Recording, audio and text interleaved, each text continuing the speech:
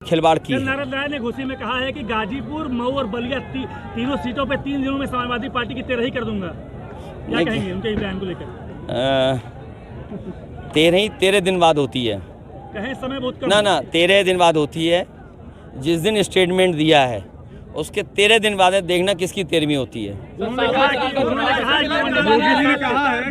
किसको गाली दे रहे हैं? ये गालीबाजों की लोकतंत्र में कहीं जगह नहीं है। जनता अपना वोट अपने विवेक से, अपनी समझ से डालेगा। और ये गालीबाज लोग, ये दल बदलू लोग, स्वार्थी लोग, धोखेबाज लोग, इनका कोई चरित्र नहीं है। इनका चरित्र केवल स्वार्थ है। और कभी आपके साथ, फिर हमारे साथ, फिर उनके साथ, फिर उनके साथ भी नहीं। मैं आपसे कह रहा हूँ, इंडिया गठबंधन की सरकार बनेगी, आप देखोगे सबसे पहले कौन भागेगा? कौन भागेगा? आप लोग लेंगे ओम प्रकाश राजभर को? नहीं, हम तो नहीं लेंगे, लेकिन वो प्रयास तो करेंगे भागने का। ये स्वार्थी लोग हैं। इस बार जनता ने मन बना लिया है, कैसे कोई भी स्वार्थी लोगों को मौका नहीं मिलने जा रहा है। योगी जी कह रहे हैं कि आरक्षण इंडिया गठबंधन समाप्त करने वाला है और धर्म के आधार पे मुस्लिमों को देगा।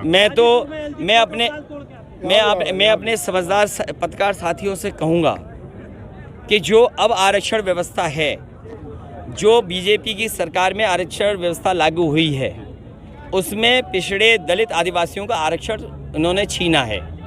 और जो 50% स्लॉट है जिसमें अगड़े EWS हैं, तो अगर हम EWS को निकाल दें, जो 40% का ब्लॉक है उसमें धर्म है, तो आप सोचिए अगर 40% जो ऊपर वाला आरक्षण है, अगर पहले वाली आरक्षण व्यवस्था होती तो इसमें पिछड़े दलित और आदिवासियों के बच्चे भी आते।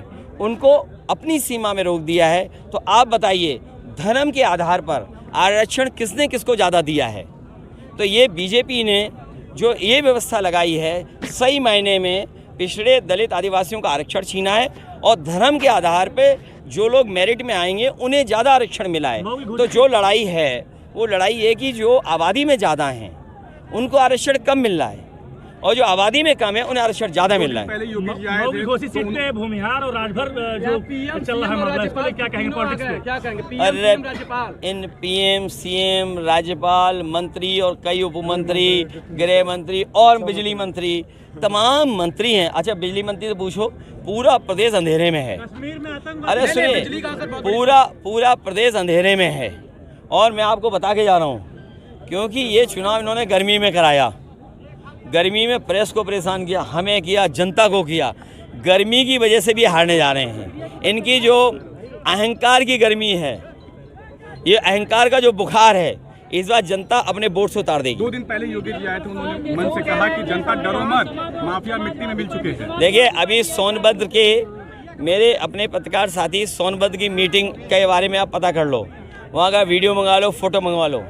सब माफिया उत्तर प्रदेश के उनके मंच पे थे। और सुनने में तो आ रहा है कि सब माफियाओं को बनारस, काशी लोकसभा में जिम्मेदारी दी गई है कि जाइए वोट बटोरिए, कुछ बांटिए, फिर वोट बटोरिए। आपको सब पता है। मैं फिर कहता हूं कि सरकार को एक लंबी सूची जारी करनी चाहिए माफियाओं की।